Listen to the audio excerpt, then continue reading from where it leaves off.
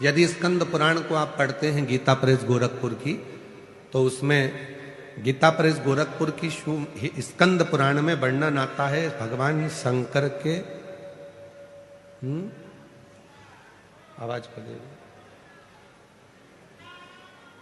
स्कंद पुराण में वर्णन आता है कि भगवान शिव के पुत्रों में हेती और प्रहेती की भी कथा आती है। ये दोनों असुर हैं, हेती और प्रहेती दोनों असुर हैं, दोनों। जैसे आज होलिका का दहन होता है, होलिका जला रहे हैं, होलिका का दहन कर रहे हैं, कौन है? हिरण्यकशिपु, हिरण्याक्ष की बहन।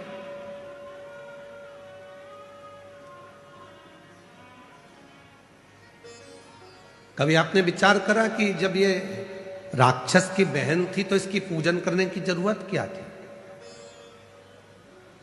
होली की पूजन 2 बार होती है, एक जलने से पहले और एक जलने के बाद। लोग सुबह पूजन करने जाते हैं, कोई जलने के बाद पूजन करने जाता है।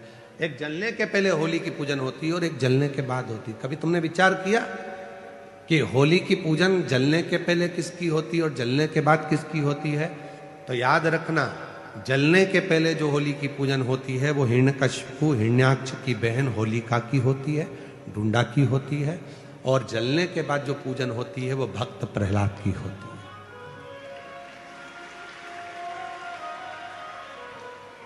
तो हम सनातनी, हम हिंदू, हम सनातन धर्म को धारण करने वाले, हम इस राक्षस की बहन की पूजन क्यों करें? हिरण्यकशिपु की बहन की पूजन क्यों करें?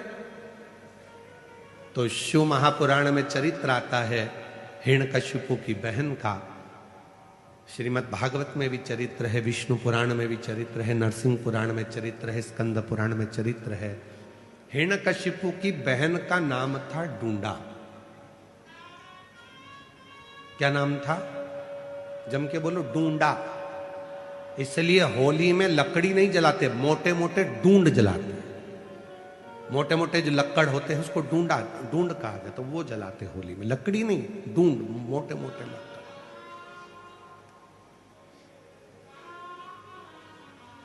जितना हिरण्यकशिपु ने तप करा, जितना हिरण्याक्ष ने तप किया, उतना ही तप डूंडा ने भी करा। और डूंडा ने तप कर कर भगवान ब्रह्मा जी से वर पाया, मुझे एक चादर ऐसी दे दो, उस चादर को मैं जब ओढ़ कर बैठूं तो मैं आगी में जलूं ना।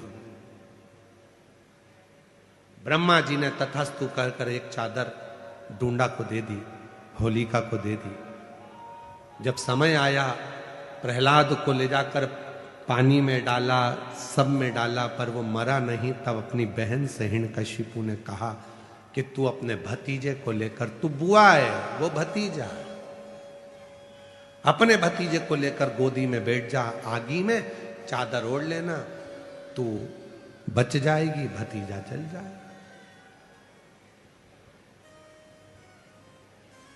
अब ऐसे तो बुआ का नाम बदनाम हो जाता कि बुआ ने भतीजे को आग लगा दी।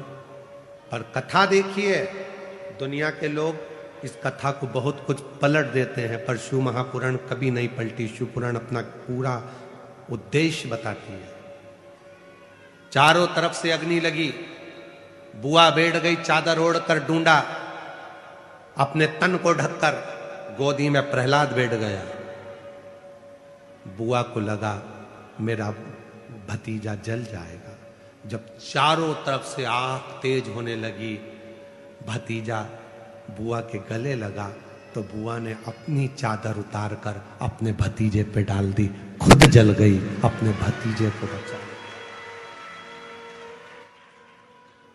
बुआ खुद जल गई, अपने भतीजे को बचा लिया। उस दिन से कहते हैं कि बुआ, शादी में पहले बुआ को बुलाओ, फंक्शन हो तो बुआ को बुलाओ, अच्छा काम हो तो बुआ को बुलाओ, शादी में, ब्याह में, मंगल कार्य में सबसे पहले बुआ को बुलाओ। क्यों? क्योंकि बुआ जिस घर में आती है उस घर में दुआ देती है, बद्दुआ नहीं देती है।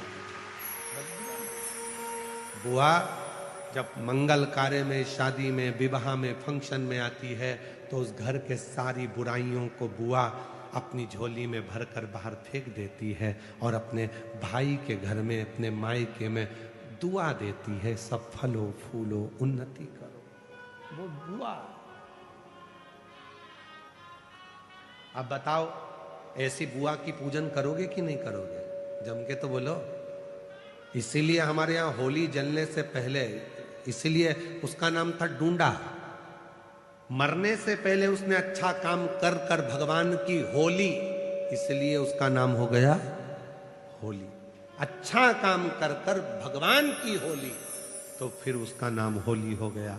और वही होली का, इसलिए जलने से पहले जो पूजन होती है वो बुआ की होती है कि इतनी अच्छी बुआ जिंदगी में कभी नहीं मिल सकती जो खुद जल गई और अपने भतीजे को बचा लिया।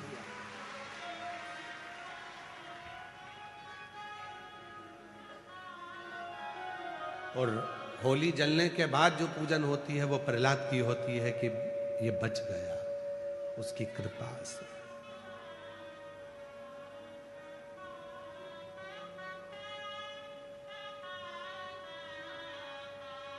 बोला है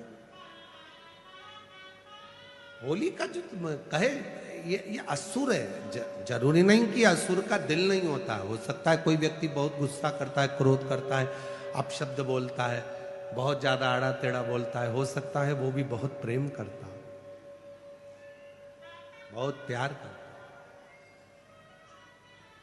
कभी कभी प्यार में भी क्रोध आ जाता है।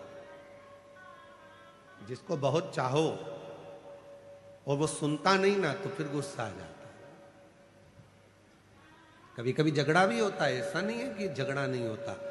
आपका अपनी पत्नी से होता होगा, पत्नी का पति से होता होगा, बच्चों का भी होता है, बहन भाई से। पर कभी कभी शंकर का जो भक्त होता है ना, वो भी महादेव से झगड़ा कर लेता है। कभी कभी